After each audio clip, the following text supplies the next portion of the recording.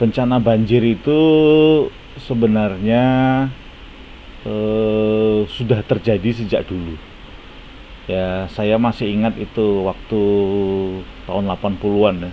Itu pasar bawah tuh hilang tingkat atapnya. Tapi seiring dengan pembaruan, perbaikan dari pemerintah, dibuat tanggul, pintu air, sekatan-sekatan, alhamdulillah eh, Pekanbaru sebelah selatan Sungai Siak sejauh ini aman daripada banjir. Namun demikian di saat seperti sekarang ini di mana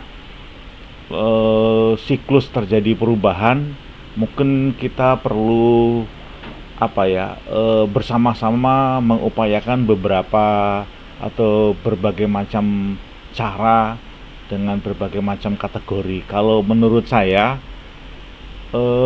pengatasan banjir itu ada dua model. Yang pertama itu apa yang menjadi strategi kebijakan daripada pemerintah, ya, seperti misalnya membuat situ atau bendungan-bendungan pada daerah-daerah tertentu. Kemudian yang kedua menyekat sungai bertingkat-tingkat dengan areal tertentu dan pemanfaatan yang lebih banyak. Kemudian yang ketiga membuat dan memperbaiki saluran air, gorong-gorong sebagai bagian daripada pengatasan banjir pada kawasan pemukiman. Sementara bagi masyarakat ada juga yang harus dipahami bersama, itu adalah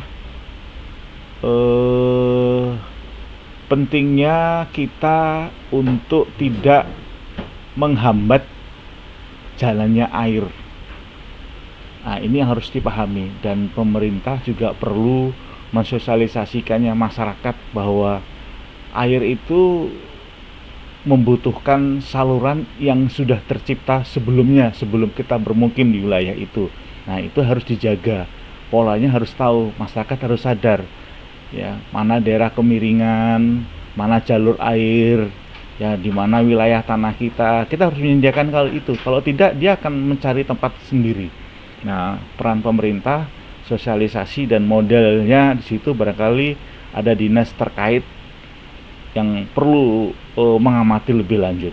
Kemudian yang kedua, mungkin kita perlu belajar juga tentang cuaca pangsa dengan mengikuti, mempelajari dan mengamati info-info yang bisa kita peroleh dari BMKG.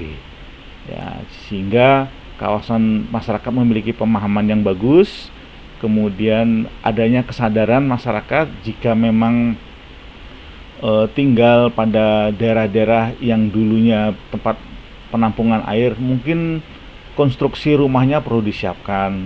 Ya, ada jika nanti kalau ada air kenaikan 50 cm bagaimana, kenaikan 1 meter itu bagaimana, konstruksi rumahnya juga harus dia siapkan.